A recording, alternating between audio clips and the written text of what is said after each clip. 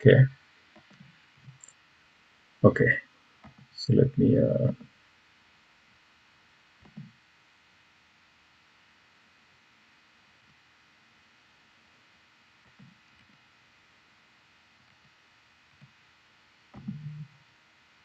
What is happening?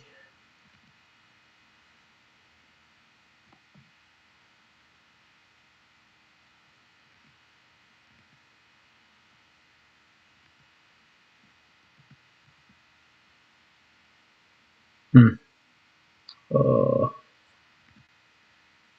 No.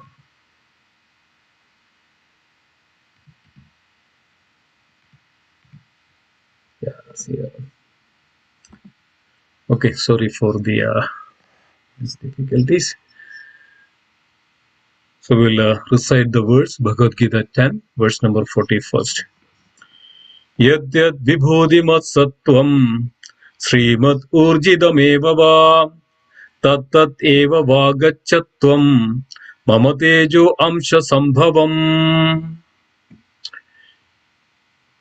So, devotees, please repeat after me. Yadyad vibhudimat sattvam Yat yad vibhuti mat sattvam Srimad Urjidam eva va Srimad Urjita eva va Tat eva vagachatvam Tat eva gachatamam Mama tejo amsha sambhavam. Mama tejo masa sambhavam. So please recite, devotees. Yat yat vibhuti mat sattvam Yadyad vibhudimat sattvam Srimad Urijatam eva va Srimad Urjidam eva va Tat eva gachatam Tat eva vagachatvam Mama tejo masa sambhavam. Mama tejo amsha sambhavam. Devotees, anybody else? Please go ahead. Vibhuti Sattvam Yadyad vibhudimat sattvam Srimad Urjitam Eva Va Srimad Urjidam eva va Tattad Eva Gachatvam Tad eva vagachatvam Mama Tejam Sasambhavam. Mama tejo amsha sambhavam. Anybody else? Yadyad vibhutimad sattvam Yadyad vibhudimat Yat sattvam vibhuti masvatvam. Srimad urjitam eva va Srimad Srimad Urjidam eva va Tattad eva va gachatvam Tad eva vagachatvam Mama tejo amsa sambhavam. Mama tejo amsha sambhavam. Anybody else?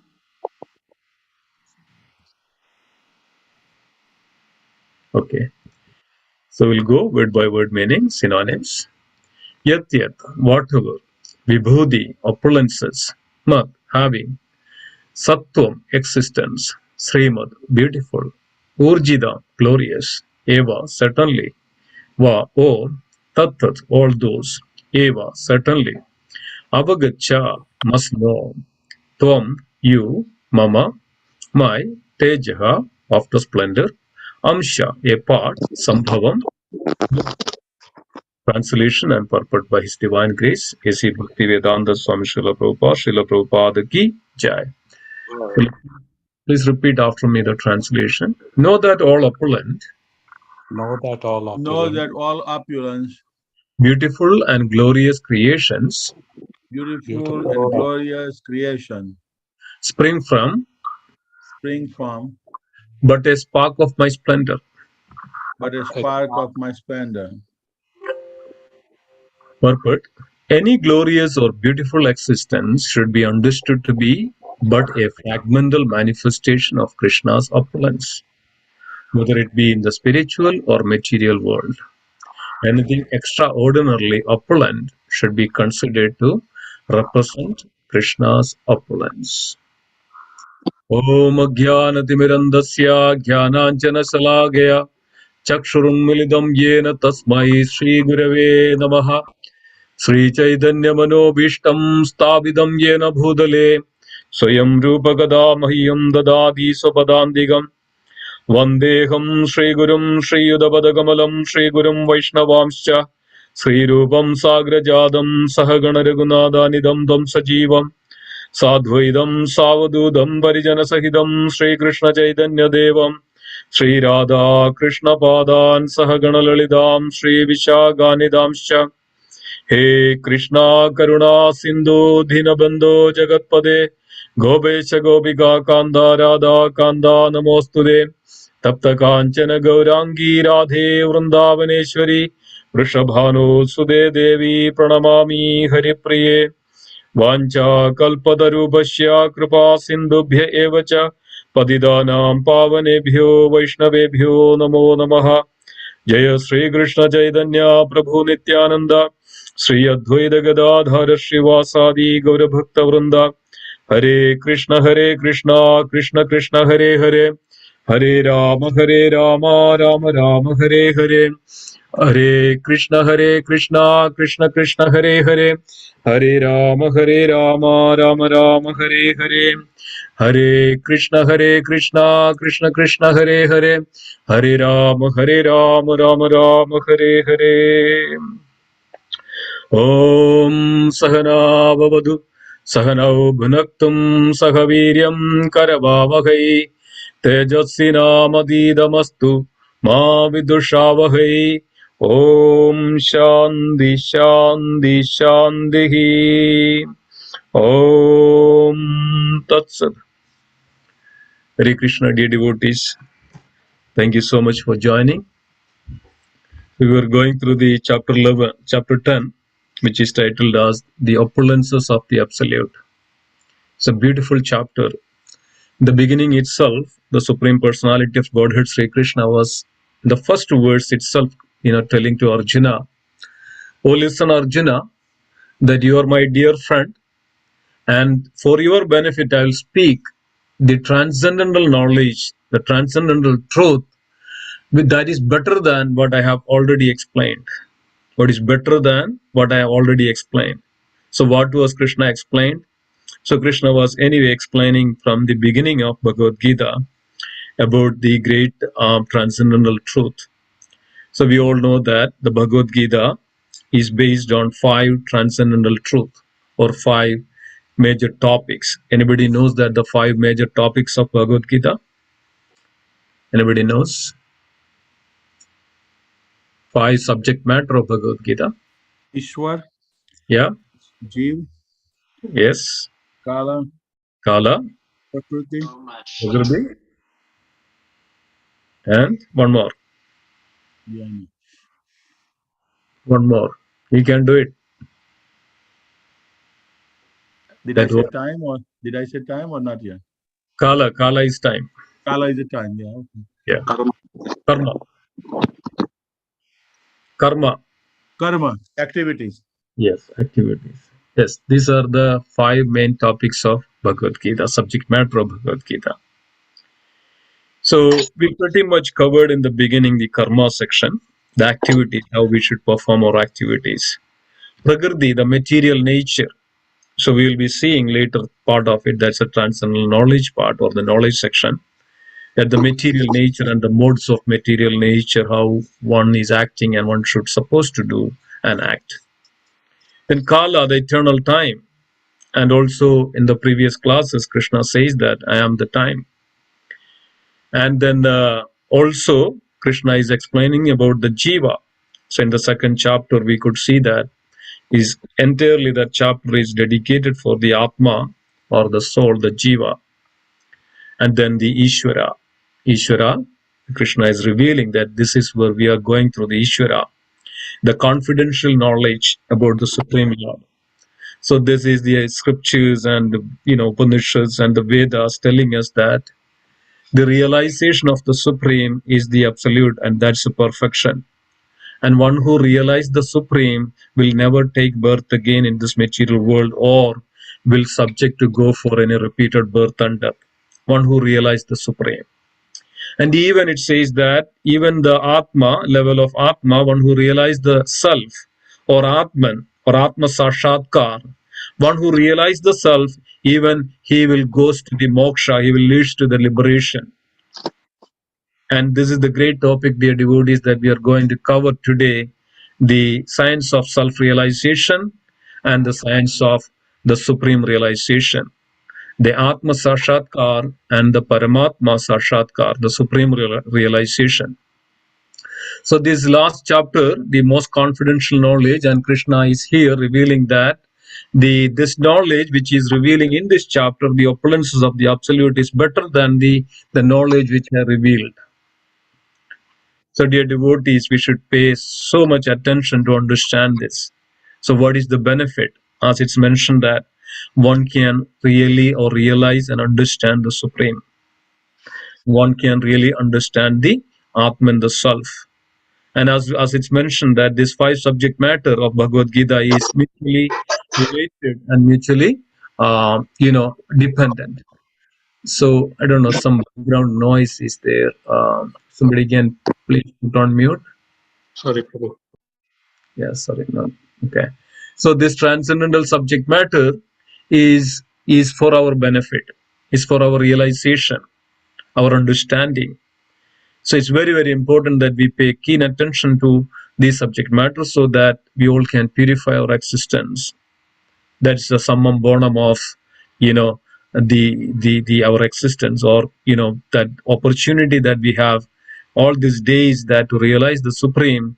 The dear devotees, this is nothing compared to that what benefits we are getting. Even if you get a lottery of the $1 billion, it cannot compare with what we are getting from the Srimad Bhagavad Gita and Srimad Bhagavatam, because of it gives us that supreme, the realization of the Supreme Lord Sri Krishna. So that's what is exactly Krishna is revealing to Arjuna, that this knowledge, this transcendental knowledge, is the Param. In the 11th verse, Arjuna is saying that, right? Param Brahm, Param Dham, Pavitram, Paramam Bhavan, Purusham, Shashwadam Divyam, Adi Devam Ajam Vibhum, Agustyam Rishaya Sarva, Devarsho Nardastada, Asido Devalo Vyasa, Swayam Chaiva Bravibime.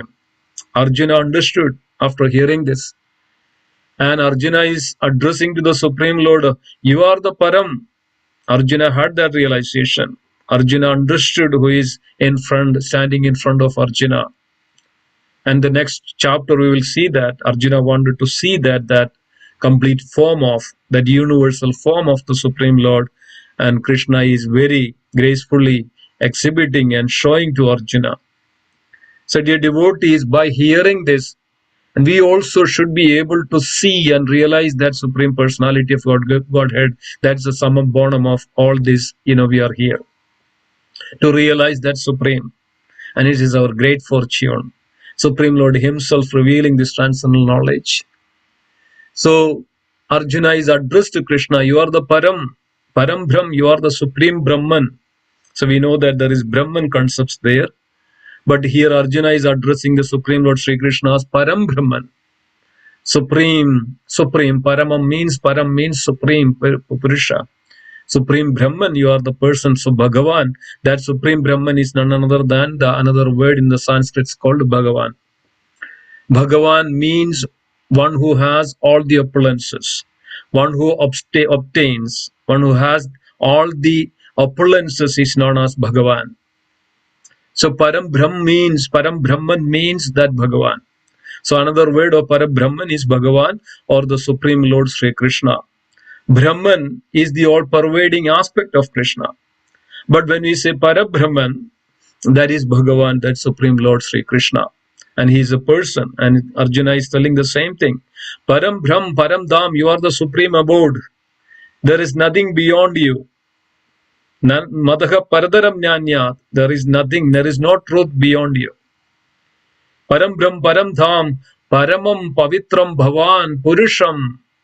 You are the original personality of Godhead, Purusham, Shashwadam, eternal, Adi Devam, original Purusha, Ajam, you are unborn, Vibhum, you are all pervading, you are unlimited. So, dear devotees, this is what is exactly we need to come to that point. We all should come to that point, understanding, hearing these various verses. And then Krishna was started to reveal that. Krishna was telling that, neither the demigods or great sages know my origin or opulences. So it's not that easy, or it's not that one who just go to a university and read some book, buy some books, and go and understand Krishna. No, it should reveal, it should hear from the Supreme Personality of Godhead Himself. And one time, Srila Prabhupada asked this question: how we can know Krishna completely or better? Any other source? If we go with any other mundane sources, we won't understand. But if we hear from the Supreme Lord Himself, then only we can understand, completely about the truth. Otherwise, we won't understand the truth. So Krishna says that further, one who knows Him, that He is unborn, He is beginningless, He is the Supreme Lord of all worlds. He only, undiluted among men, is free from all sins. So Krishna is so many places in Bhagavad Gita revealing this transcendental truth that one's, the duty, one's dharma, one's entire life is actually the human life, especially to know Him. And one who know Him, and Krishna says that he will be completely, relieved from all sins. And of course, we need to, relieved from the sins. Then only we can understand Krishna completely. So by hearing, by understanding, by hearing and reading Srimad Bhagavad Gita, understanding about the Supreme Lord, all this way we can get rid of all our sins. And Krishna says that in so many places that what He is. And especially in this chapter, Krishna is revealing in great detail about the opulences of Krishna. And that's very simple to understand, very simple to understand. And Krishna says in Bhagavad Gita, 7th chapter, Krishna says, Bhumirapo nalo vayu, kam mano buddhi revacha ahankaram idiyame bhinna prakritirashtadaha. This earth, water, fire, air, ether, the mind, intelligence, and ego is all my separated energy. So dear devotees, this is where we are trying to understand Krishna. Krishna has different aspects. Krishna has various potencies. Krishna has various expansions and expansions of expansions and plenary expansions of that expansions. And Krishna manifests in various ways and various energies and various leelas, different time, place, and circumstances. And it's all come from Krishna. Also at the same time, Krishna also manifests as an external energy, or that we call it as these cosmic manifestations or material creations. That is also Krishna's energy. And here Krishna is revealing that what is that out of all opulences? We call it as Prakriti or nature. But what is that nature? It is nothing but the potency of Krishna. And Krishna says that this is my external energy, or Bhinna Prakriti Rashtadaha. This consists of my Bhinna Prakriti. That means external energy, separated energy of mine. And Krishna further says that here, in this chapter also Krishna says intelligence, knowledge, freedom from doubt and delusion, forgiveness, truthfulness, control of the senses, control of the mind, happiness and distress, birth, death, fear, fearlessness, non-violence, equanimity, satisfaction, austerity, charity, fame and infamy, all these various qualities living beings are created by me alone. See, look at that. So we can see Krishna in everything.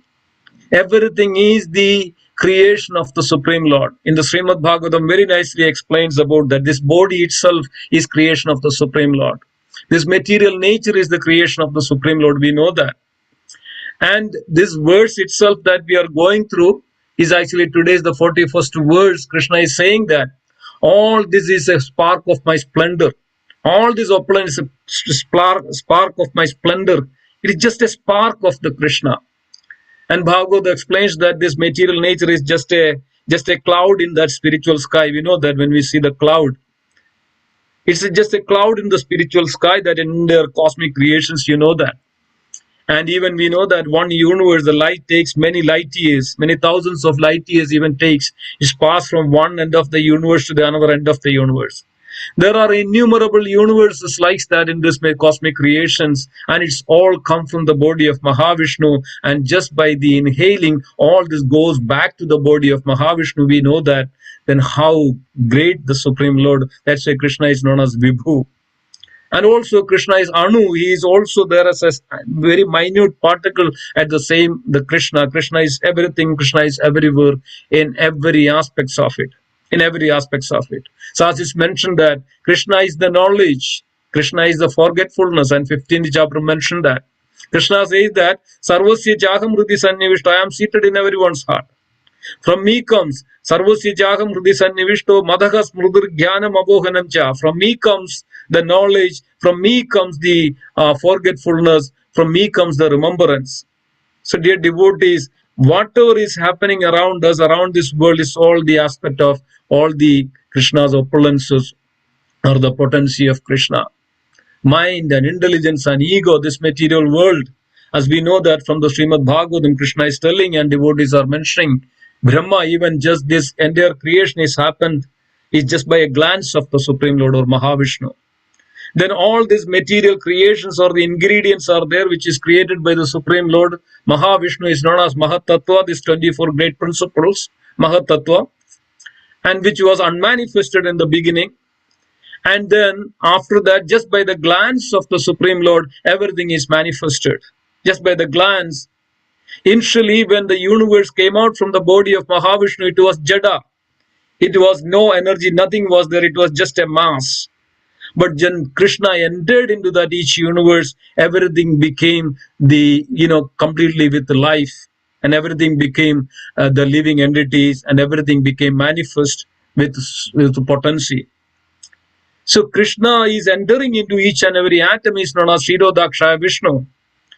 Krishna is entering into the each universe, is known as Garbhodakshaya Vishnu. That Vishnu, that Supreme Lord Krishna is entering into this entire cosmic creation, is known as Mahavishnu. So, dear devotees, his potency is in everything and everywhere. So, and Krishna says that this is just a spark of my splendor. Just glance, just Krishna's glance, that's what is all is about. And from that glance, everything manifests. We know that even as each ingredients, even in this world, how it is manifested. From that same potency of the Supreme Lord, the sky is manifested. Ether is manifested. From that ether, air is manifested.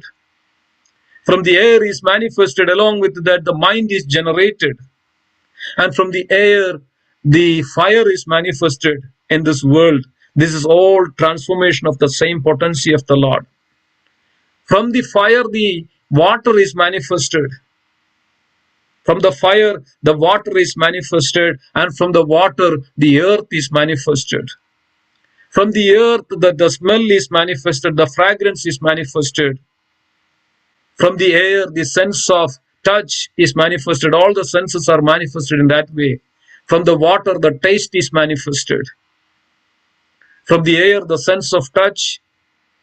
From the fire, the digestion, the taste, all this manifested, this various stages and various ways from the same original Krishna. So, dear devotees, we can see that everything is manifested from that the same Supreme Lord. Nothing exists without the Supreme Lord.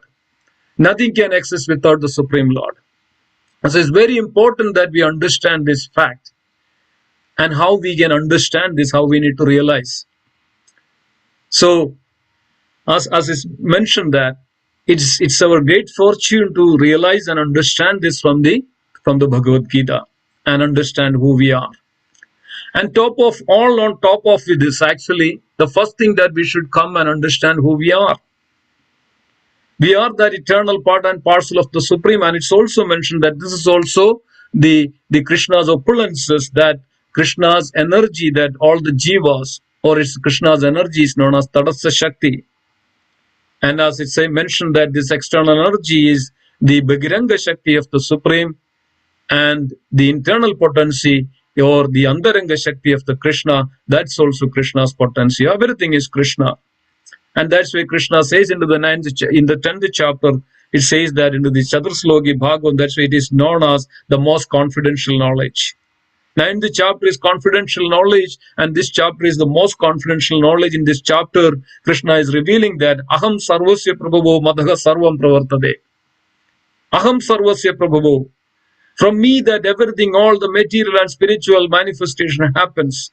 I am the cause of all this spiritual and the material worlds. Aham Sarvasya Prabhavo Mataga Sarvam Pravartade. Idimatva Bhajande Mam Bhutabhava Samanyadaha. One who knows this, worship me with great determination and faith. Mayadhyakshena prakrite suyade sacharacharam. Krishna says, Mayadhyakshena prakrite suyade sacharacharam hedunanena kaundeya jagat viparivartade. I am the cause of all the causes under my superintendence. Everything manifests, everything works. Dear devotees, we can see that. That's why Krishna says that in this chapter, among the great mountain, I am the Himalayas, among the Meru, among the non-moving, I am Meru. Among the the stable mountain, it is I am the Himalayas. I am the water, the ocean, the body of water. I am the ocean. I am the air. I am the fire. I am the sun. I am the moon. I am the fragrance. I am the horse Chaisrava. I am the Airavada. I am among the Adityas. I am Vishnu. Among the Marijis, I am Marut. And Krishna is revealing in such a way that Krishna is telling and revealing to Arjuna that Arjuna, I am in everything. I am in everything. Everything you can see me, in everything you can see me. And this is the Krishna says that initially that these are just few prominent. These are the prominent ones which I am revealing to you, but I am in everything. Everything is my potency. Everything is my potency and transformation of that potency. And you can see me in everything. And Krishna is finally revealing that to Arjuna, this is just a spark of my splendor. Even the Atma, even the Jivatma, it's a part of the Supreme Lord. Mamevamsho Jiva Loge Jiva Buddha Sanadana. All living entities are my part and parcel. So dear devotees, it's very important that we understand this. There's a beautiful story in Kadhopanishad. In Kadhopanishad, there is a story which is Yamaraj was revealing this all transcendental science to a boy, a teenager boy, a Brahmin boy called Nachiketa. So the story goes like this. The Nachiketa's father was a Brahmin and he Vajravas. His name was, the father's name was Vajravas, and Vajravas was performed a sacrifice called Vishwajit. Vishwajit sacrifice is considered as whatever the possessions, the valuable possessions you have, all you give as a charity. Especially on those days, olden days, the cows are the most valuable property of any person's, and they are pretty much living with the cow. And here Vajravas was trying to give out whatever the valuable possessions, but the son Nachiketa saw that in order to give this father the valuable possessions, rather than this Vajravas giving out old and not milking cow, and so that Nachiketa was little, kind of confused. In order to do this Vishwajit, one has to get rid of, give us a charity to whatever the valuable possession. Rather, his father Vajravas was doing whatever is invaluable, whatever is old and useless. So then Nachiketa went to his father and asked, "Oh father, it's mentioned that in the scripture, and one has to give the valuable items to as a charity, and whom are you going to give it to?" And first time he asked the father didn't ask anything. And the next time also, this Nachiketa, the son, asked his father, "Oh father, we are supposed to give the valuable items to as a charity. Whom are you giving me to?" So the third time when this Nachiketa asked this question, the father, the Vajra, was very anointed and said that I will give it to you, Emma. So this Nachiketa took this as an opportunity and then started the journey to go to the Yamaloka. Of course, the Brahmin boy has such a power, and this Nachiketa went to the Yamalok to see the Yama. So then when Nachiketa reached the Yamalok, and then Yama was not there, the king of death, he was not there. And then they saw that there is a Yamapuri, the Yamalok, then other people, other inhabitants of Yamalok, and saw this boy over there. They didn't even, much, care or about, or they didn't even, didn't care for this boy. And he was waiting for Emma to come for 3 days and 3 nights. And Yamaraja came and saw that a Brahmin boy was standing in front of the Yamapuri and asked, "Who are you?" And this Nachiketa mentioned that all, and why did he come here to see you? And Yamaraj was pleased. And since Nachiketa was waiting there for 3 days and nights, and Yamaraja said that you can ask me 3 boons. So Nachiketa asked the boon that, first of all, please forgive my father, because of the father was in order to perform this sacrifice perfectly, rather than he had some selfish interest. Please forgive his father, and also please take away his anxiety that I am away from him, and give him benediction that he would attain his desire. Samaraj said, sanctioned, so be it. And the next boon that Nachiketa asked to Yamaraj, that please teach me that how to perform the sacrifice properly, so that it would be beneficial for everyone. So Yamaraj that also sanctioned that boon, so be it.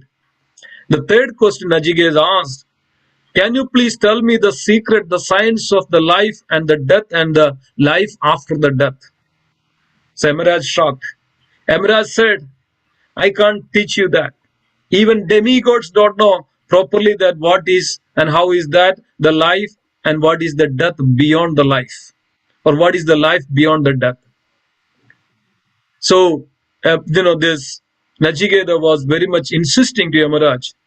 So I put everything besides in the earthly planet, and I was completely determined to understand this, and I came here for this purpose.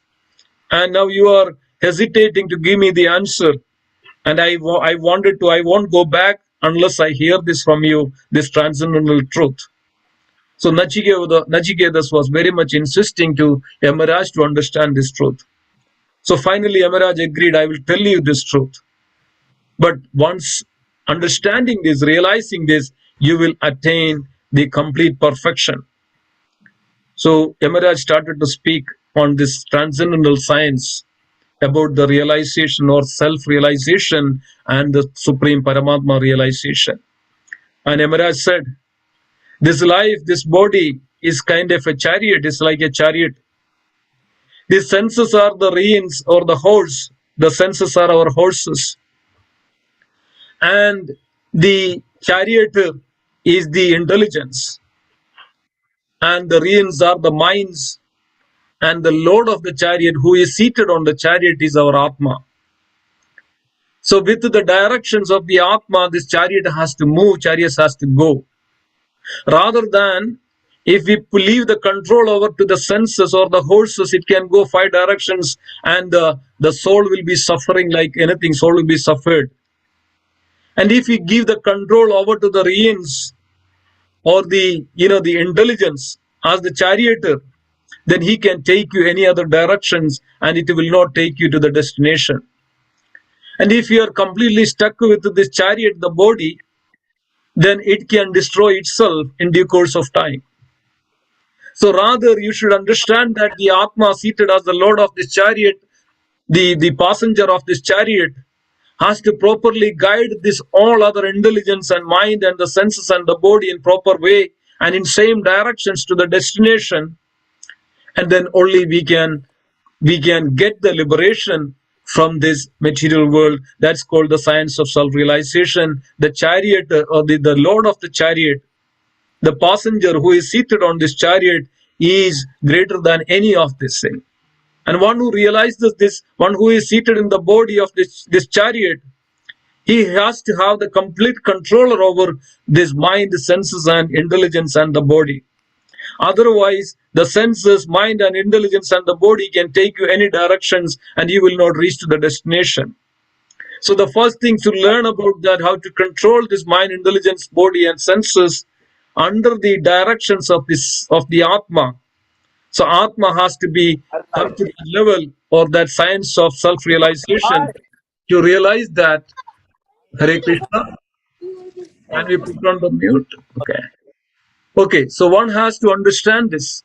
So then only one can come out or properly reach to the destination. Then Yamaraj continued. Yes, that's not all about it. But what is the life after death? Life after death is nothing but that attaining that the supreme salvation or attaining that supreme Parabrahman and the Paramatma, the supreme Parabrahman. So everything is controlled by that supreme Parabrahman. Everything is manifesting from that supreme Parabrahman. Everything, he is the proprietor, he is the maintainer. Even the Atma is coming from him. We are here in this world temporarily to attain, to understand this realization, understand this supreme truth. So one who realizes this one who realizes his self, only can realize the supreme self, because of everything is, in the potency of the supreme. And one who is realized the self or Atman, he can, by the proper procedures, by the proper processes, that he can come and realize the supreme Brahman or supreme truth or Paramatma. So he is the controller, he is the maintainer, and everything is manifesting from him. He is the supreme potency, and he is the ultimate potency, and he is the ultimate energy. Everything is come from him. That's what is exactly mentioning into the Bhagavad Gita. Aham sarvasya prabhavo madaga sarvam pravartade. So Yamaraj mentioned, revealed to this Nachiketa. So Nachiketa asked, how can I realize the supreme? And what is the benefit? What is going to happen? Yes, one who realized that supreme, Yamaraj mentioned, one who realized that supreme Lord, Sri Krishna, one who realized that supreme Parabrahman, then there won't be any repeated birth or death in this material world. He will attain that his abode. He will attain his nature. He will eternally live with that supreme Parabrahman, and then he will eternally live with that supreme Lord. And that's the benefit. And then he will not take the repeated birth and death in this world again and again. So this Nachiketas understood that what is the science of all this Atman and the Paramatman. The science of Atman is that we are the eternally part and parcel of the Lord. And Yamaraj mentioned that we are part of that Supreme Lord. Our eternal nature is with that Supreme Lord. We are constitutionally, part of that Supreme Lord. Our nature, everything is that Supreme Lord. But we are entangled here in this material world with this mind, intelligence, senses, and the body.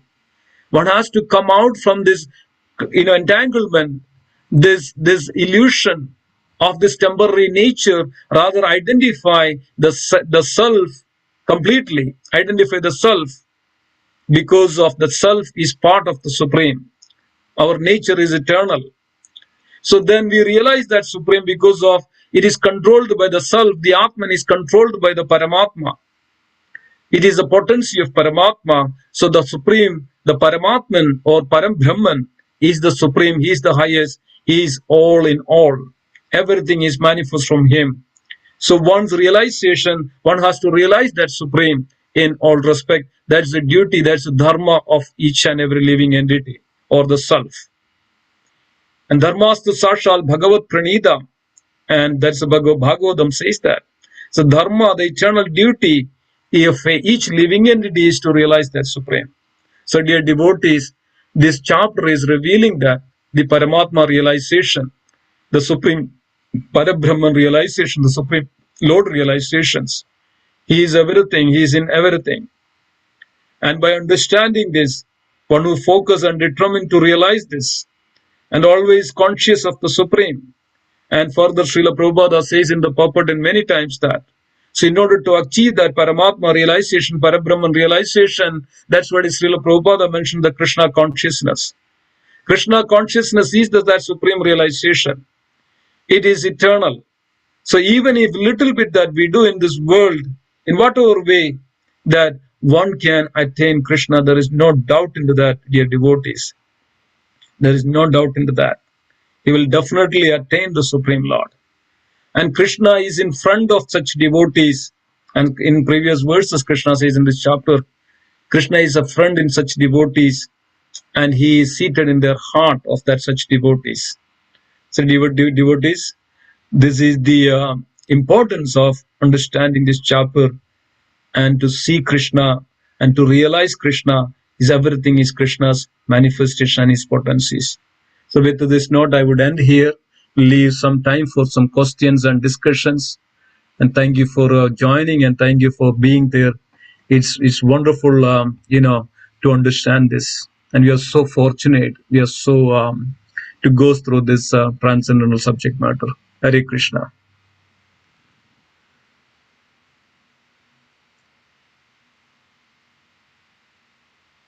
Hare Bol. Everybody can unmute. Now we can have some discussions, some questions, some concerns, comments, realizations. Please go ahead.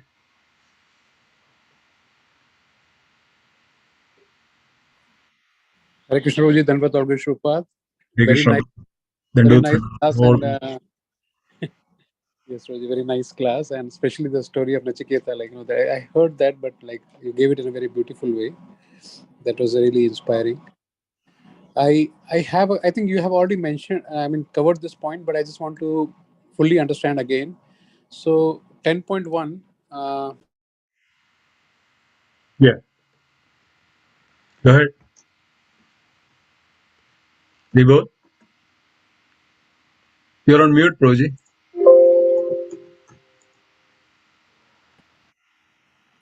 No, am I audible, Prabhuji?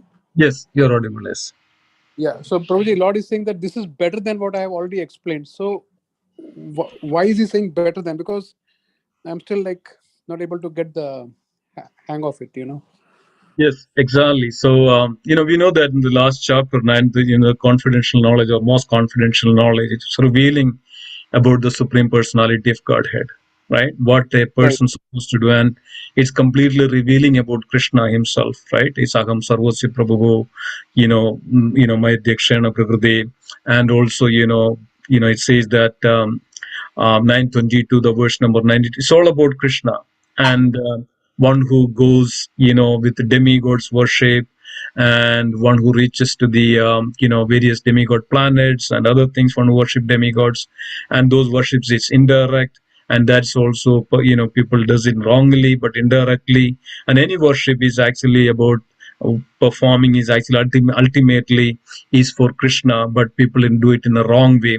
So these are various confidential or most confidential information about the Supreme Lord, and he is revealing himself about the Supreme Lord. So nowhere itself. So it's the most confidential knowledge to the seekers. So those who are seeking for this realization is the most confidential knowledge, so that he can situate in that complete realization of the Supreme Lord.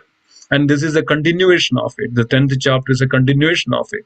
So better than what is explained. So look at that, everything that Krishna is revealed here, right? From the beginning to the end, that I am the, the ocean, I am the sky, I am the sun, I am the moon, I am the splendor, and I am the Himalayas, I am the banyan tree, I am the horse, I am the Airavata, I am the Aditya, I am the Marud, I am the Kuvera, I am the Shukracharya, Ushana, I am the Brihaspati, Devaguru, I am the Narada among the sages, and, likes that. So he is revealing that again, the further, that ultimate of that, one should, the seeker, and this is the most confidential, that by understanding this, one can completely realize the Supreme. Because of when he understands this, as it says that in the Bhagavad Gita, Bahunam Janmanamande Jnanavan Mam Prabadhyante. So this revealing that transcendental knowledge.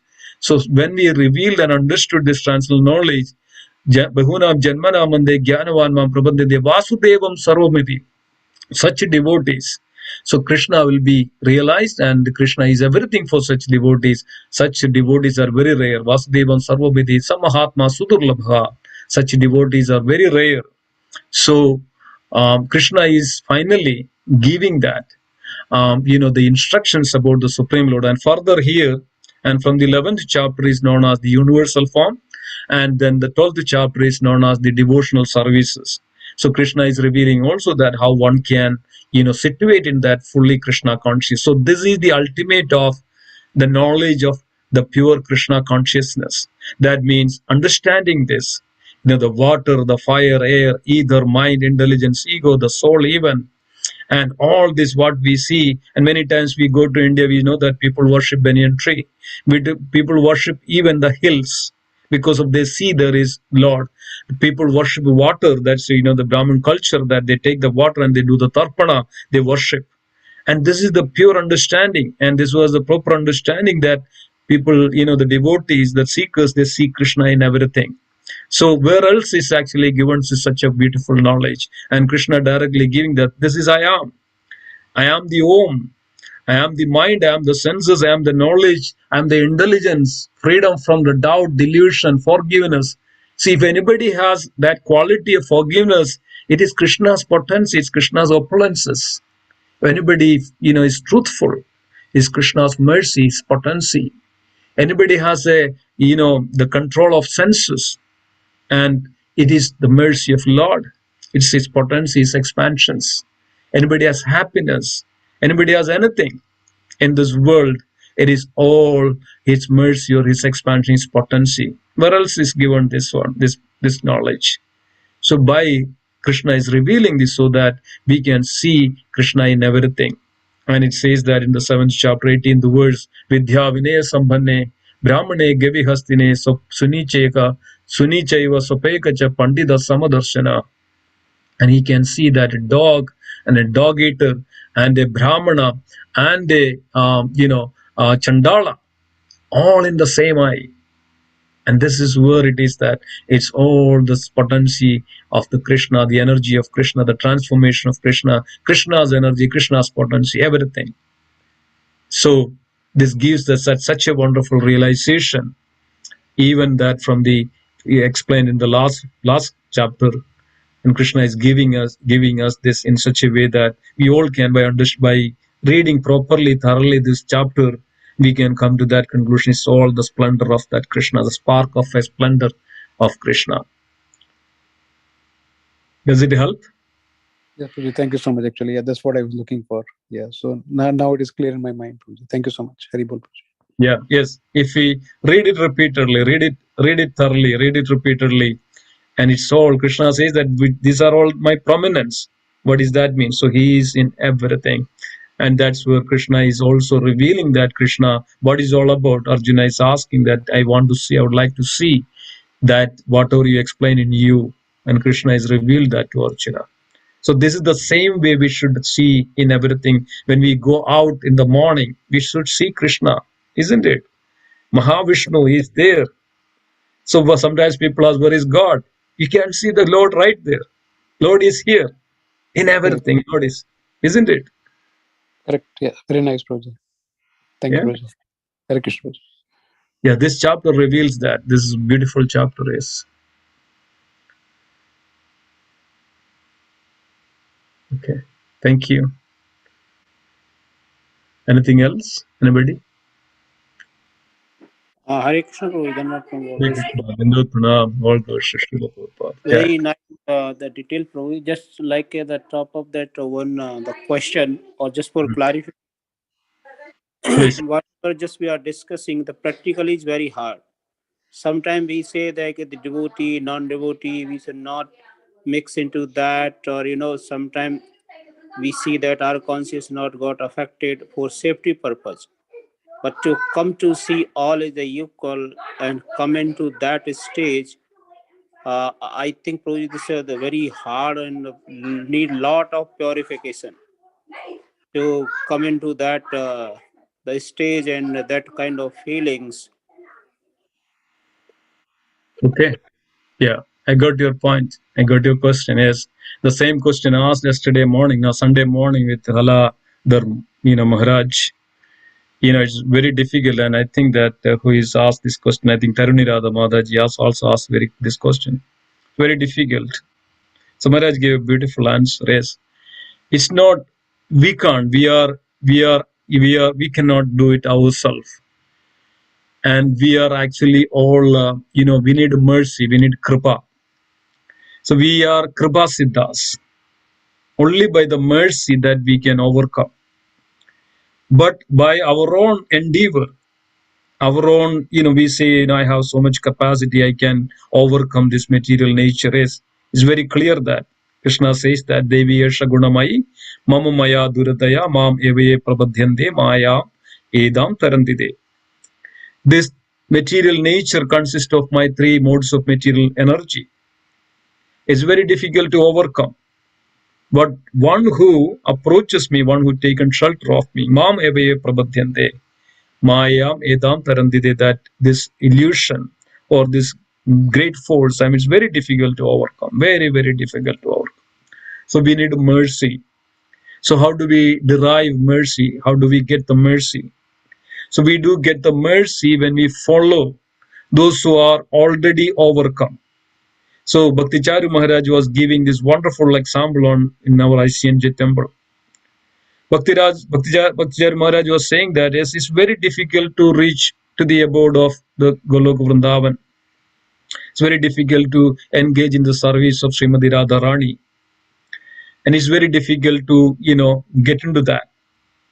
Then there is a section in Nectar of Devotion. Srila Rupa Goswami mentioned that there is a Raganuga Bhakti and there is a Ragatmika Bhakti. The two different ways of it. Raganuga Bhakti, won by the sadhana, by the instructions of the devotees, by the instructions of the Guru, by the instructions of the Acharyas. So if we just follow, doesn't matter whether it is, so when they instruct us, when they entrust us, when they give us some services, instead of hesitatingly or instead of hesitating that, we should accept it that it is their mercy, it is their potency. So we have to seek the kripa from everybody. So we have to always seek for mercy from everybody. So we know that Raghunath Das Goswami, even though Raghunath Das Goswami, Srimati Radharani was personally taking care of, Sri Raghunath Das Goswami in Vrindavan, every day, whoever comes to the Vrindavan, Sri Raghunath Das Goswami giving the dandavats to that devotees, like sometimes daily 300, 400 times a day to the devotees, dandavats to the devotees, seeking the mercy. And know that completely understood and completely in the pure platform of seeking the mercy. So we should always seek the mercy from the devotees, Guru and Acharyas, their instructions. We should strictly follow their instructions. Yes, whatever the instruction they say, yes, they may, Srila Prabhupada mentioned that 16 rounds of chanting. All we need to do that, the Guru has instructed us to do what? Just follow that. And then one time Srila Prabhupada asked, somebody asked Srila Prabhupada, is Bhakti Siddhanta Saraswati mentions 64 rounds. You are mentioned 16 rounds. Srila Prabhupada said that, yes, that's good enough. I have a key to the back door of the Golok Vrindavan, and, devotees will come through that. So dear devotees and Prabhuji, this is the mercy of Srila Prabhupada. This is the mercy of Guru. They are already overcome this Maya or the illusion. So only they can actually help us. So when we follow their instructions, yes, we may be, Srila Prabhupada always says that, we may be imperfect, but we have the process very perfect. We have a process very perfect. So even though we are imperfect, but if we follow the process which is very perfect, then that's all we need to do. And sometimes we have mental concussions. We feel that, oh, I don't have that, I don't have that, So all we need to do is nothing but just take the shelter and follow the instructions of Guru and devotees and Acharya, so we get the mercy. So that's what is Ragatmika. Ragatmika means just follow the footsteps of devotees. Or even though if you see somebody that, which is whoever is actually can guide me, and who we see that, this devotee, if I follow this devotee, I can get more mercy, I can get more spiritual strength. So that is Ragatmika. And that's what is exactly Bhaktichari Maharaj mentioned, that if we follow the process, and we are Gaudiya Sampradayas, we are the disciplic succession of Srimati Radharani, is come from Srimati Radharani. And Srimati Radharani is showering mercy to his devotees, to Radharani's devotees. And through, even if one who is in contact, one who is, fortunate enough to come in contact with such that disciplic succession, that everybody get the same benefit, that because of Radharani is so merciful. Sri Chaitanya Mahaprabhu is so merciful, Acharyas are so merciful. They are showering the mercy to the devotees. All we need to be there is just be there. As Gauranga Prabhu always says that, like a local train on the Mumbai. All we need to do that in order to get into the rush hours into the local train of Mumbai, just be there on the platform of the front of the entrance. The force will come, it will take you inside. And if you want to get out, come out of it, the force will come, it will take you out. So this is what exactly we need to do. Be in touch with, in association of the devotees. Follow the instructions of the Guru and Gauranga and Acharyas and the devotees. And then follow the instructions of Guru. And nothing to worry. So at least that we can do. So sincerely, if we do that, and Krishna will give us the mercy, the Guru will give us the mercy. By the mercy of Guru, we get the Krishna. By the mercy of Krishna, we get the Guru. And this is the process. So this is the great process, and that all we need to do, follow the instructions of Guru, follow the footsteps of Guru and Acharyas and the devotees. We don't need to worry much about that, whether I don't have capability and things like that. So naturally, gradually, we will get into that. Like, Krishna looks what Bhavagrahi Janardana, Krishna looks at our heart. Not that so much of quantity that, I do here, I go there, I do that kind of penances, I go to the forest. No. Krishna even says that Patram Pushpam Bhalam Doyam Evam Yome Prayachade. Even if you offer a flower, a fruit, a little water, Krishna, with love and devotion, Krishna will accept it. Even if once Krishna accepts anything from a devotee, that is the success, that's the perfection of that devotee. That's all we need to do. Not too much worry about this, all we need to do is just follow the association of the devotee, just follow the footsteps of devotees and acharyas, and the mercy will come to us. And gradually, the Guru will take us, that spiritual master will take us.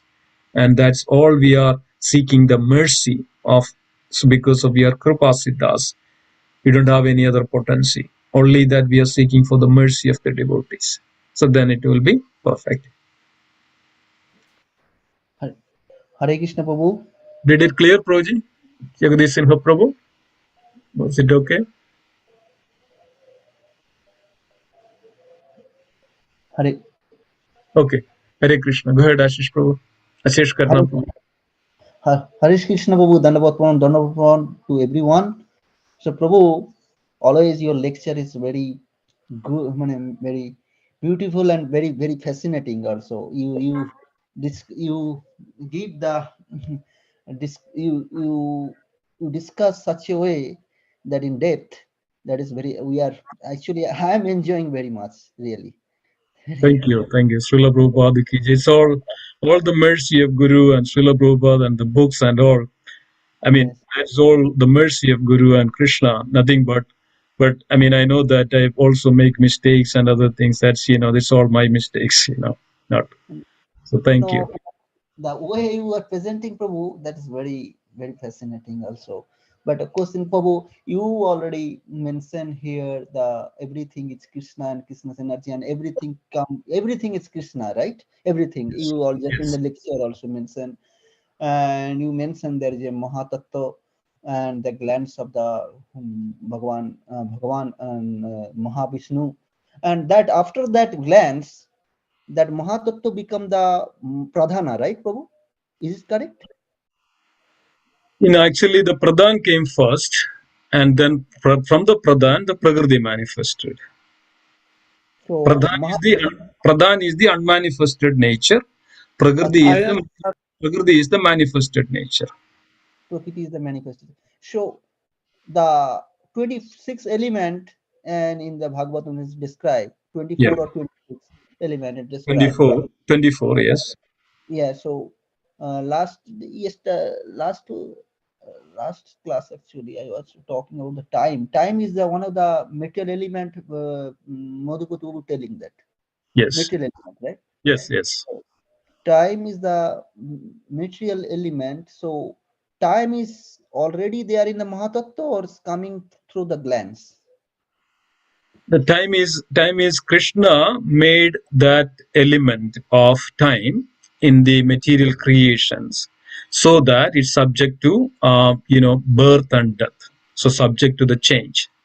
So suppose assume that there is no time or there is no change. So let's take this way. The time which we are considering in the scientific term is change of what is called is a relative, right? The time is relative here in this world. I mean, that we put it as a 24 hours or whatever it's matter, and the Bhagavatam very clearly explain how the time is again, it's a relative. Even in Bhagavatam, that means a light, that's the minute, that time frame or time, the fraction is actually how the light particle passes through an atom. So can you imagine that the lowest time? So it's a time is again relative, which passes through an atomic. The light passes through an atom. It takes how much time it takes. So it's so minute. So it's a relative anyway. So, but the time which we mentioned here is actually a little different in terms of. So time is actually generally termed as is kala. Kala means a shakti. Kala means is Krishna's eternal potency, or Kala Shakti is known as Kala Shakti. Because of that element, Krishna created that Kala Shakti in order to change that the changes taking place. In spiritual world, there is no time like that. There is no changes taking place. Everything is actually eternal there. There is no birth, there is no death, there is no sun, there is no moon, there is no change, likes that. Everything is actually as per the directions of Yoga Maya or Krishna's internal potency, and everything has manifesting there or unmanifesting there. Or sometimes we feel that the full trees are full of fruits and the flowers and all. Sometimes it changes the color. Everything is do like that. So that is actually, it's not because of the time or not because of that Kala Shakti of the Krishna's external factor. That's all the internal potency of the Lord is everything happens. So in this external factor, Krishna added the time factor or the element of the change, that's called Kala, or sometimes even Emeraj is known as Kalan. He's known as Kalan because of he makes the changes. He takes the in charge of the death. So there is a birth because of that the time, like every atom is changes every day. We know that our body changes, all the cells in our body changes within 7 years. Millions of billions of cells in our body, that changes every minute, every fraction of second. Our cells dies and the new cells comes into the our body.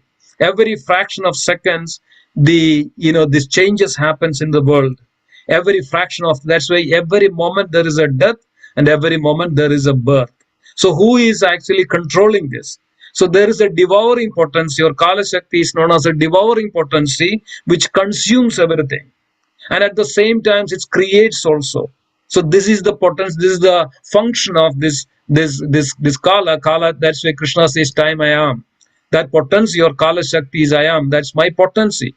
So from that Krishna, everything comes. We know that in the universal form, there are thousands of heads and thousands of mouths and thousands of teeth. And through one side of the teeth and the heads and the mouth, that all these living entities are entering into the mouth of Krishna. And the same time, the other side of the mouth, everything is coming out. So this is called Kala Shakti, the Supreme Lord, potency of the Lord, or the Kal. The change that the subject is, the Kal Shakti means which subject to make the changes in the world. So we feel that is something that, when our cells are dying and new cells comes up in our body, we say that, we are getting old. We are getting old. So anything in this world, we say that, 350 course years ago, that sun planet came into this horizon. And there are this many millions years, moon came. And they are there for some period of time and they will also diminish. And some point of time, everything will come, everything will go. So we term this as a Kala or time factor of it. But actually, time factor is nothing but it's a potency that which comes from the Lord, and that devour everything, and that creates everything, that maintains everything, and that annihilates everything. It's same Krishna's potency, Lord's potency. So sun or in any planet you take, that's a relative. Brahma lives 311 trillion years ago, but here in this world an ant live for maybe we say like few days, but that few days for an ant is actually almost like equal like 100 years. 100 years like a human here in this world, similar like 100 years of the Brahma, that's 311 trillion and 40 billion years into the human planets. So it's relative. So but the functions in this time frame is same as pretty much same as all the living entities. Creations happens within this time frame that maintains for some time, and then it's also disappears, devolves. It all happens because of the potency, the time factor of the Kala Shakti of the Supreme Lord. Yes, Prabhu. So, Very Prabhu, in Pradhan, there's no time, correct? Sorry? In the Pradhan, there is no time. There is no And time when, for that. Yes, so exactly. when Mahavishnu glances, Yeah, that's exactly. when it gets agitated and the Mahatattva comes into Yeah, formation and yeah, the jivas get impregnated. exactly. So Exactly. is time contained in that glance of Mahavishnu? Yes, that potency, of course. That's where that, like, just for an example, we put, acid, or we put some, what is catalyst into the milk. And then what happens? All on a sudden, the reactions happens. So it changes the milk to a yogurt. So exactly like that. So when the glance of the Supreme Lord changes, that as a chemical or that an acid, this transforms, it's taking the changes taking place within the universe, then everything is actually like all the earth, water, fire, air, ether, everything happens because of that potency of the glance. That's like a catalyst, and that's a chemical, and it's transform everything in such a way that, and then of course that potency is there as a time factor. So that's what is finally in the Mahat Tattva. There are 24 elements. The last element is known as time. That means this 23rd elements. That is, the Jnanendriyas, Karmendriyas, the mind, intelligence, and ego, and the sense, working senses, and the sense of perception. All this considered as 20, plus mind, intelligence, and ego. That is 23rd. And then Lord added that again the glance or the time, the Kala Shakti into it, so that it started to function. So that's where it is. So So that's where Prabhu, actually, the yeah, Pradhan doesn't have time. It's only in Mahatattva that the time is added. correct. Exactly. Okay. Okay. Exactly. Thanks. Yeah. that, that's great, Prabhu. So this is the so another Prabhu. Another thing is that that 24th element, 24th element, and time is the factor. But in case of the earth is the element. Yeah. Uh, in case of the chemistry, this earth is divided into the various elements, right? Am I Yes. correct? Yes. So Exactly. in our in our 105 practical elements. 105 elements. 105 elements. So that means in earth, in our science, means in gross level, they are only dealing with the earth, right? Am I correct? I mean, all is considered as like earth, water, right? Fire, Mm. air, and ether, right? These gross elements. So these Yes. are the five gross elements. All the 105 elements is actually included into these five gross elements. Okay. Yeah. So like With it. just for an H2, hydrogen is kind of an considered, can't come under this this air, kind of things like that, or which in the settled form of it. So all these 105 elements is comes under these five gross elements. Everything is gross. Yes, gross element. So Prabhu, that the ether is not, earlier in science recognized the ether, but right now they are not telling that there is no ether, right?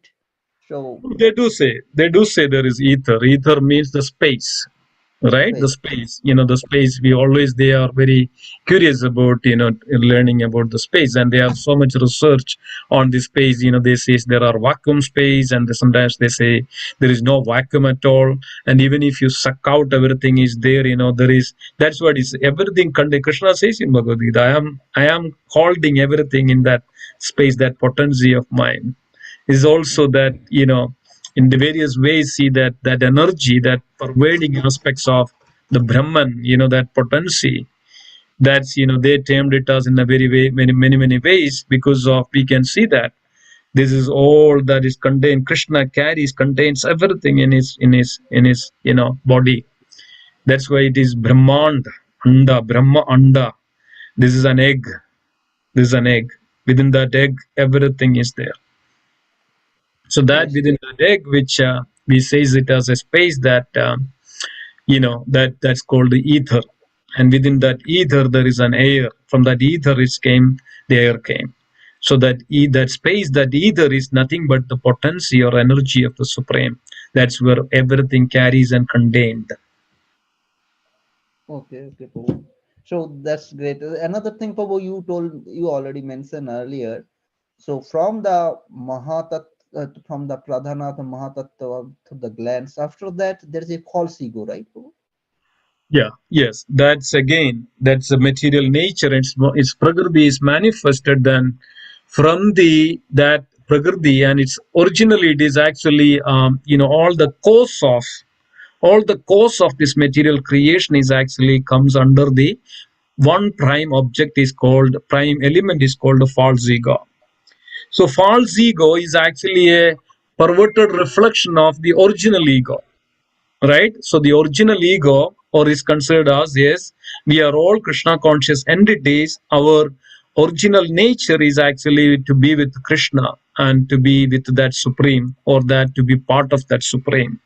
But as we always have this, because we are part of Krishna, we also have the same nature as independent nature. When we misuse, or when we think that that we misuse that independent nature, then that is called the false ego. From the original ego, it comes to the ahamkar. Aham means I.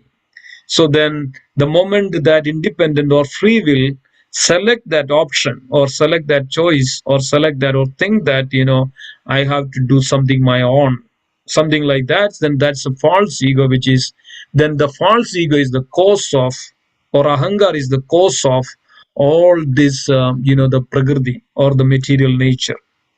So because of that, so then Lord created this cloud in the sky, or this material nature, so that the living entities, those who are thinking independently from Krishna, they can play, they can work around, they can live there, because of living entities are eternal. So they have to have some place to to fulfill their desire. So that's where actually then that ego then again divided into three. That is called the sattva guna, and rajo guna, and tamo guna, and depends on that their mode, that what activity they want to perform. Accordingly, Lord created that energy, that is called sattva guna, or quality, or that energy, my potency. Krishna says, right, it's my potency, it's my energy, consists of my energy. So that created that energy so that we can fulfill that our desire. Like for an example, a very saintly person in this world, if he goes to a liquor shop, he cannot enjoy, right? Because of his mode is like that. But a person who is in the tamo guna, he can enjoy that liquor shop very much. So Lord created that potential so that to fulfill that desire of that person. So this world is divided like that, so that they can fulfill their desire according to what they have in their in their desires, or separate from Krishna. So Krishna created all this, and then what happens because of these modes of nature, then we completely forget, and that's called illusion. And because of the illusion, we forget our original nature, and then we fall down and again. So but Krishna always looking for that each and every individual to see that when this soul is going to come back and realize this, and so that he will realize his original nature. If it dawned by this mercy of the Lord, by Bhagavad Gita, Srimad Bhagavatam, association of devotees and all, and if it dawned, make us ourselves again forgetful, and because of our desires. That's why Krishna says, I am also remembrance, I am also forgetfulness. Krishna gives, everything is Krishna's potential. But all we have is actually our independent desire, that the free will that we all always says that decides and that derides, and that directs the everybody's next life. So it's very important that we understand this. And thank you, Prabhuji. I think is that clear? Is it okay? Yes, Prabhu. Yes, very nicely you described, Prabhu. And Prabhu, I have other questions also, but other devotees can ask other questions. But today, other day, I will ask. No problem. Thank you for wonderful questions. Very good to have that inquisitiveness, and that's come from your pure heart. Thank you so much. Yes. So if other devotee don't want to ask any questions, so I can ask again. Hare Krishna, Babaji. Hare Tandu Krishna. Pranam, all glories to Srila All Prabhupada. Krishna. Probably just a question over the free will, like you said. Krishna doesn't intervene, and the fact that we are the part and parcel. So I think the question, and again, this may have been asked in previous classes also. The question comes then, if we are part and parcel of Lord, and that means we were with Lord some point of time back the question is, what if the spiritual world is free of contamination and the desires, and then what caused our free will to contaminate? What caused our free will to have desires? Like, as if you give examples of of son Yeah, looking at father a and father. son and all those Exactly. things. Exactly. So how did that free will got influenced or contaminated, or the desires start building up? If Yeah, the spiritual same world, thing. And it's even if we just look at in little more deeper on this free will or independent nature, right? It's same as we are all qualitatively same as Krishna. Krishna is independent, right? You agree that, right? Krishna is independent, right? right? So similarly, each individual is independent in quality, in quality. So Krishna never interfere the independence of that each living entity or each soul. You get that point? Right. Right. So Krishna is independent. He has his own choice. He has his own will. And this is where it is actually Krishna that individuals or the individual soul also has the same quality of that independence. Now, it is our choice. So Krishna, that choice is there, that free will. That's called free will. Free will. That choice is there. So it's not that a question of whether there is any impurities there in the spiritual world. Impurity is not there. It is a question that how that individual or independent that soul is actually put himself, take a decision that yes, what I need is my original ego, my individual eternal nature is that to be part of that supreme, that we are loyal, we are thankful, we are grateful because of we are originally manifest from Krishna. We are all because of Krishna. And then that should be there, and that conscious should be also there. So but what happens, that independent nature triggers, or independent nature, what is called when it is dominate, when it dominates, not a disqualification, or it's not a what is called impurity or anything like that. When it's that comes and dominates that one, and Krishna has independent nature, so that I have also the independent nature that dominates. Then what happens the moment we try to forget? I mean, when it comes, Krishna gives that forgetfulness, right? And he says that Krishna forgetfulness comes from Krishna. So then the desire, the choice is ours. The choice is ours. So when we select that choice, that okay, let me see, what this is all about. It's curious, it's natural.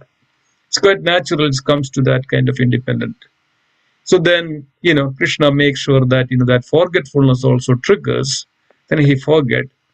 And then, when he forgets about his original identity, and then, he falls down from the spiritual to the material realm. And Krishna knew this is going to happen. So he created this material world. So then Krishna also make the arrangement that, how the devotee realizes and understand, he learns the lesson, and this is originally. Then when he learns the lesson, when he purifies, then came back to Krishna, and Krishna says that is, he learned his lesson, he understood, he purified himself. Now he realized what is his original constitution and position, and now it is my duty, it is my nature that to be with Krishna, and such Krishna makes sure that because we already been through that this purificatory processes, and Krishna will now make sure that this devotee is completely purified, and now he will not again and again, he will not take birth again into this material world.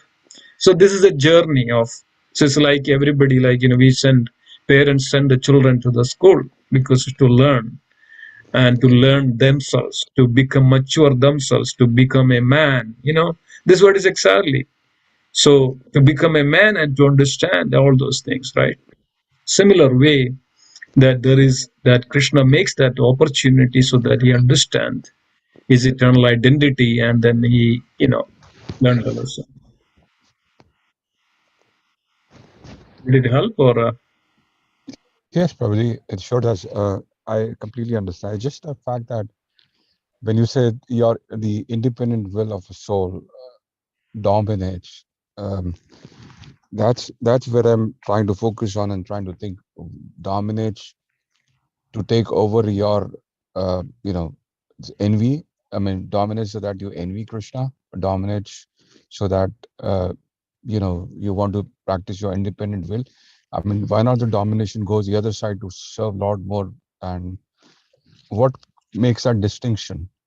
Yeah, this is why it is also again, right, when we say the living entity is originally, yes, that's why Jiva is known as Tadastha Shakti, or what is called the marginal potency. So the marginal potency or Tadastha Shakti is internal potency is there, right? That's a complete and the pure. But the Jiva is actually created, their nature is actually the marginal potency. So marginal means Tadastha, that means they have this opportunity to select or choice. They have a choice that to be with Krishna or not to be with Krishna. You get that point? So they have a choice by nature. Yes. Okay. So then the moment, yes, same as Krishna, the independent, same as, everything is same as Krishna, he has independent nature. But the moment he thinks that, okay, let me choose myself, or let me, see that, so that's where actually he is separating from Krishna because of he has his own choice. Okay. So I think I got it.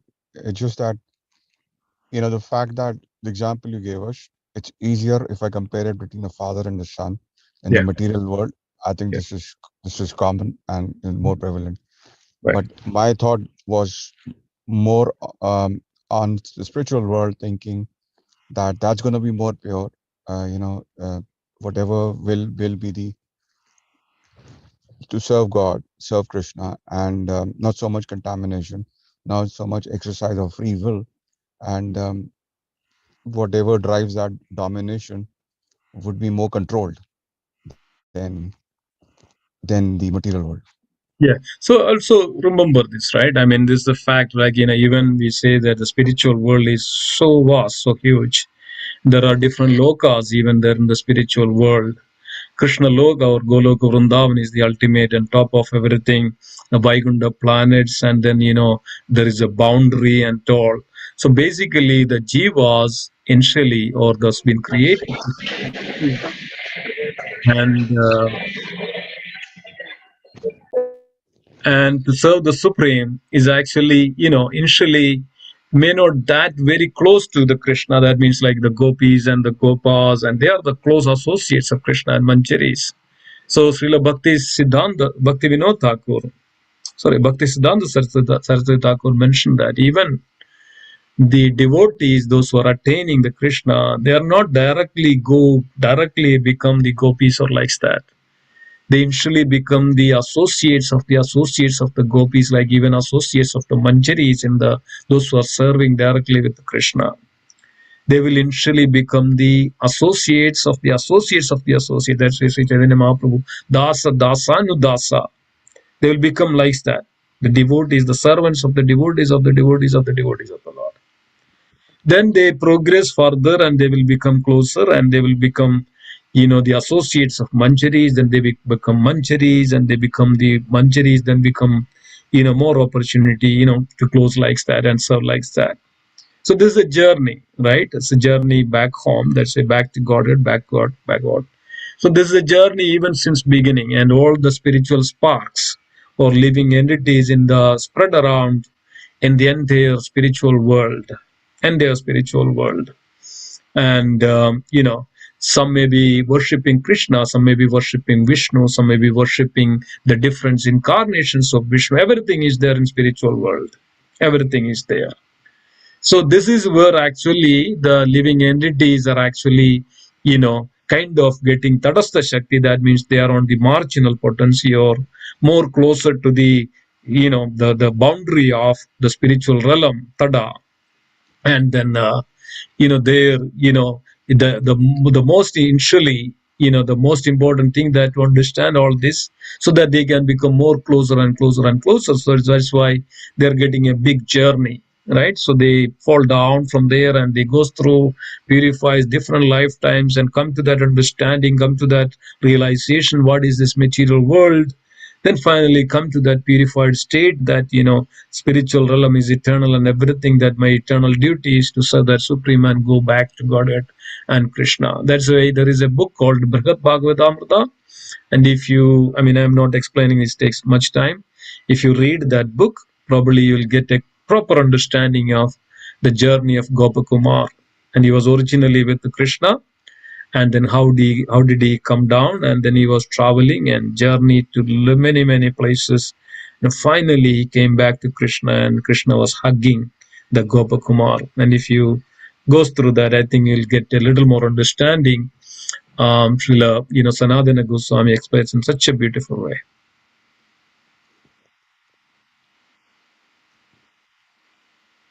Sure, And Prabhuji. and this Gopakumar even goes to Vaikunta but not satisfied there. Look at that. See, the Vaikunta, even he's not satisfied there. This is exactly happening to any other places. There is some satisfaction, there is some dissatisfaction, even in Vaikuntha planets, because of the way that the natural construct, because of he is eternally, constitutionally, he is eternally part and parcel of Krishna, and his nature is that to be like supreme. So the moment we separate from Krishna, then we never satisfies unless and until we reach back to Krishna. So that's the it's a bit complex topic and to understand, and it's I think if you read that, and then we'll get some more understanding. Sure, Prabhuji. Thank you. Hare Krishna. Hare Krishna. Yeah. Okay. Anything else? Anybody? Your devotees? I have a lot of questions, Prabhu, but next class I will ask, Prabhu. Okay. So then, if there is nothing else, then I let's. can ask something on free will. Oh, sure. Please go ahead, Proj. So yeah, free will is that independence of Krishna, so we have it in minute quantity. But wasn't the misuse of free will which caused envy? Why should Krishna be the enjoyer? Why not me? Isn't that what contaminated the free will, as Puneet Prabhu was asking? Yeah, that's true. That's true. I mean, the moment that living entity is so that Krishna is supreme enjoyer, we also, the living entity also has this this thoughts of, or seeing that why can't I enjoy too, because of I am also samely qualitatively same as. That's what is exactly happening in this world. Everybody tried to enjoy their own as a lord it over, so why can't I enjoy?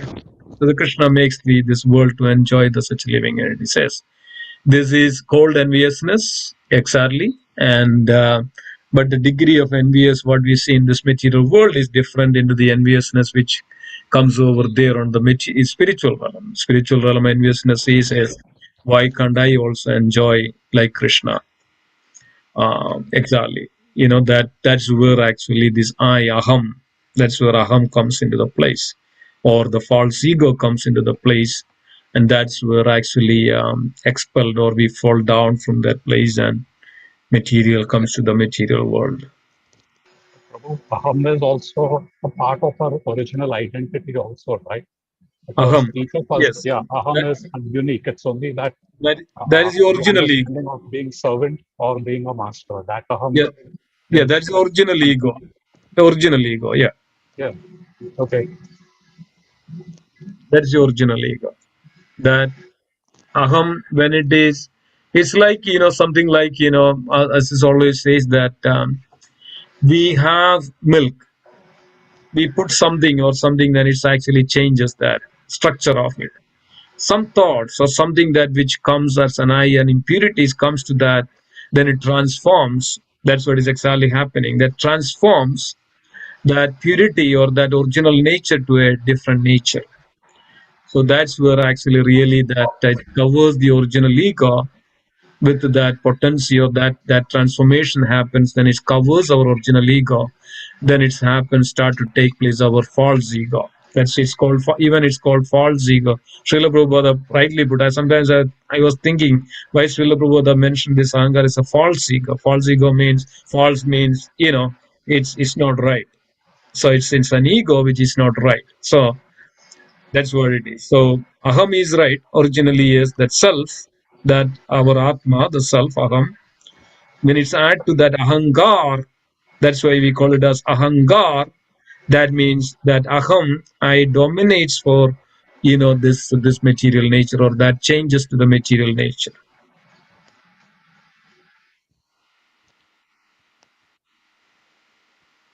Is it okay?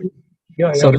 It's basically the original understanding of I, the ego, is I am a servant of Krishna, Exactly. and the ahankar makes it that I'm the master, I'm the of the master. servant. Yeah. Yes, sir. Yeah. Okay. Thanks. Thank you, Prabhu. I'm a Yeah. servant of the Krishna, Prabhu, servant of the Krishna, and I'm the son of the Krishna, or I'm the part and parcel of the Krishna, the same? Good question. Wonderful question. Yes, nobody asked this. Yes, we have this relationship that we can develop. This is a leela. This is where we exhibit our loving relationship with the Krishna. So there are 5 kinds of relationship that we can establish with the Krishna. One is called Shanda Bhav, or the passive, or the Shanda or passive relationship or passive activities, or Shanda, that means neutral, or which is passive. And then like for an example, like a cow serving Krishna, right? Cow is serving Krishna, but at the same time, it's not that they have that such a love for Krishna. They try to exhibit, but cannot exhibit in such an extent. But they have the love. That's a Shanda. They are silently, like the creepers, the trees, everybody trying to serve Krishna, but they are in a neutral state. Then there is a Dasya stage, that it's an extreme of love, that we can say that, like just for an example of Hanumanji. So Hanumanji took that position of a servant, and all the time always tried to serve Krishna. So it's exhibiting their love in such a way that Lord is my master, and I want to serve Krishna because of I'm indebted to Krishna. I'm so, and some way or other, I need to serve Krishna. I need to serve the Lord. So one time, Hanumanji opened his chest to see that the depthness of that, the love for Lord Ram. He opened the chest, and Lord Ram saw that, Mother Sita asked that, you say that, there is no Ram on this pulse, but then everything is Jada. Then where are you saying that, oh Hanumanji, that where you say that, where is the Lord in Lord is there in your body? So Lord Hanumanji opened the chest and showed that, look at that, my Lord is seated in my heart. I am always. So that's a degree of love that Hanumanji showed. And then Sakya Bhav is then more higher degree of that love that Arjuna showed to this Krishna. This is a different degree of love, Sakya Bhav, and Krishna likes that. And Krishna creates that. Krishna makes sure that that I need to have that pastimes, that rasa with the friends. Sometimes we know that we have family, we have children, we have relatives, but the rasa between the friends is different. So like that, Krishna wanted to relish those rasas. That's why the Gopas and the Gopis, Krishna fighting with that one, and Krishna had to hold his friends on his shoulder. Look at that, these wonderful rasas. Krishna wanted to taste all the rasas. He is Agila Rasamrta Sindhu, or Agila Rasamrta Murti. Krishna is known as Agila Rasamrta Murti. And he is, he Anandambudivardhana, he's ever eternally, increase his Ananda, his pleasure. That's actually manifested by the Radharani, the pleasure potency. So this is beautiful transcendental subject matter. So degree of love or the rasa which exhibit by his friends, Krishna has lots of friends. And that's different relishness. That's called Agila, Bhakti Rasamrita Sindhu. Bhakti is also an ocean of nectar. Friendship is an ocean of nectar in different ways. Like just for an example, when we eat, every day we eat only that kadi. What will happen after 3 days, 4 days, we fed up. So, but we have dal, we have many other varieties of, the delicious, the foodstuffs. It gives the different pleasure for the taste buds. So, like that, Krishna, interact with his devotees in various ways, and then Krishna makes sure that. So, like Krishna likes to fight, so he chosen the Hiranyaksha in order to fight, and 28 days fight, and Krishna was relishing that fight. So Krishna making all this possible, and in order to relish various degrees of rasa, degrees of love and loving affairs, loving affection between the devotee and Krishna. Then also Krishna relished that affection between the mother Devaki and Vasudev, mother Yashoda and Nandak Baba, mother Devahuti, mother Prishti, and all this. Right? Krishna appeared as a son, and Krishna is relishing that beautiful childhood pastimes as a mother. How that. We know that. I mean, entire Bhagavatam is explaining that the same thing. And then we also know that the conjugal loving relationship between the gopis, and that nothing can compare in this world. Krishna also relished that. Nothing can compare with the relishness of that the gopis' love to the Supreme Lord. That's the topmost of. That's the topmost of. That's the topmost of devotees, Radharani, because of exhibiting that unparalleled, the loving devotion to the Supreme. That even Krishna wanted to know that, how the Radharani is actually, relishing that me greater than myself, they're relishing this, the exchange of love in between Krishna and Radha. And Krishna was thinking Radharani is relishing, and how Radharani is relishing that. That's why Shri Krishna became Chaitanya Mahaprabhu. Yes, so these are the different degrees of the devotion that devotee has with the Lord. Right? So this is what it is. Yes, Prabhu, go on, but I think the time is too much. But last question, Prabhu, just one question related to because we will forget these things. That's Okay. why. So, Okay. last question, Prabhu. We know that we have the various stages in bhakti, and there is some ultimate stage is prema, right? Ultimate is prema bhakti, yes. And prema bhakti, and under that, Bhava bhakti. Bhava Bhakti. In Bhava Bhakti stage, we can understand our relationship with the Krishna. Yeah. Yes. Right? Yes. Right. So, whether we are in the Santaros or we are in Dasaros, everything, right? So, my question is that can we promote from Santaros to Gopi, conjugal or Dasa or other stage? Yes. Definitely. So this it's mentioned that one who reached up to the prema bhakti, that contains all the Valsalya, all the Sakhya, all the Dasya, even everything is there included in the prema. So the Dasya is considered as Sakhya is considered as 2.5 actually. So then it's fully is actually the fully, all this fully, everything is actually there in prema. Prema bhakti.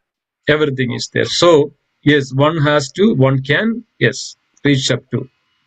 That's why in many times in the Krishna's pastimes, many, Krishna was not only interacting with Radharani, but many other gopas and the gopis, because of they have such a beautiful, even Krishna was interacting with the Manjaris because of their prema bhav.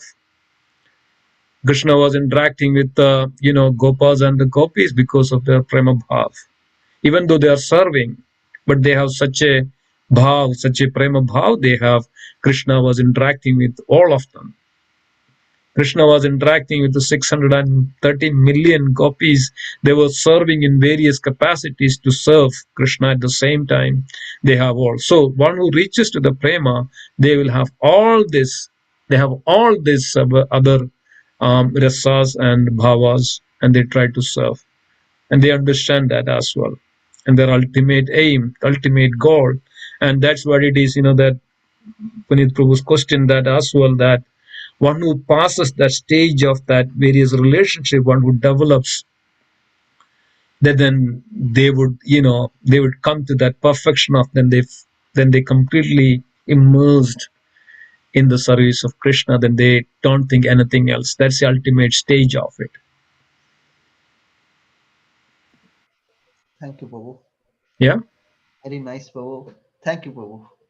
Thank you. Pranam. Dandavat pranam. All goes to Srila Prabhupada. Yeah. Okay. There is nothing else. Then let's conclude. Anybody else? Anything else? Anybody else has anything to add before we conclude? Okay. Okay. So let's conclude then today's session. Thank you so much for patiently. It's almost 8:54. Sorry for taking a long time. Okay. So let's conclude then. Thank you so much. Vanchakalpatarupasya. Patitanam pavanebhyo Pavanebhyo Vaishnavebhyo Namaha. Namo Namaha. Vaishnavrinda ki jai. Srimad Bhagavad Gita ki jai. Prabhupada ki jai. Gaudiya Vaishnavrinda ki jai. Jai. Premanande Hari Hari. Hari Hari Bol. Hari Hari Bol. Thank you, Thank you. Prabhu. Thank you, Prabhu. Thank you. Everyone. Hari Bol. Nice, Prabhu. Thank you. Hare Krishna. Thank you. Hare Krishna. Hare Krishna. Hare Krishna.